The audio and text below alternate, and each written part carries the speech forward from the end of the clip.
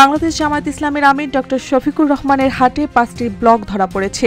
এর মধ্যে 3টি গুরুতর হওয়ায় চিকিৎসকরা দ্রুত বাইপাস করার সিদ্ধান্ত নিয়েছে। আজ সকালে তাকে রাজধানীর একটি বেসরকারি হাসপাতালে ভর্তি করা হয়। এ সময় তার পাশে ছিলেন জামায়াতের সেক্রেটারি জেনারেল অধ্যাপক মিয়া গোলাম পরোয়ার, নায়েবে আমির ডক্টর সৈয়দ আব্দুল্লাহ মোহাম্মদ তারেক সহ দলের শীর্ষ নেতারা।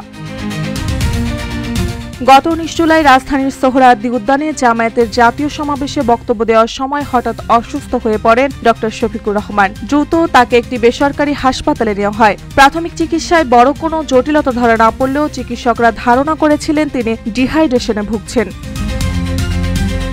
পরে বিস্তারিত পরীক্ষায় জানা যায় তার হার্টে মোট 5টি ব্লক আছে, যার মধ্যে 3টি গুরুতর এবং 2টি প্রায় 50% বন্ধ। RICL TMX, যুগের পর যুগ স্থাপনা থাকে মজবুত। গুরুতর ব্লকগুলো অপসারণের জন্য বাইপাস সার্জারি করানো ছাড়া উপায় নেই বলে জানান চিকিৎসকরা।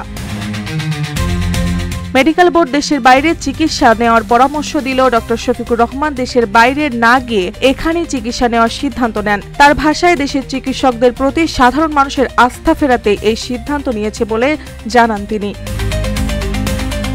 বর্তমানে তিনি বিশেষজ্ঞ চিকিৎসকদের নিবিড় পর্যবেক্ষণে আছেন এবং খুব শীঘ্রই তার বাইপাস সার্জারি সম্পূর্ণ হবে বলে জানা গেছে। মার্জিয়া মৌ, রূপালী বাংলাদেশ।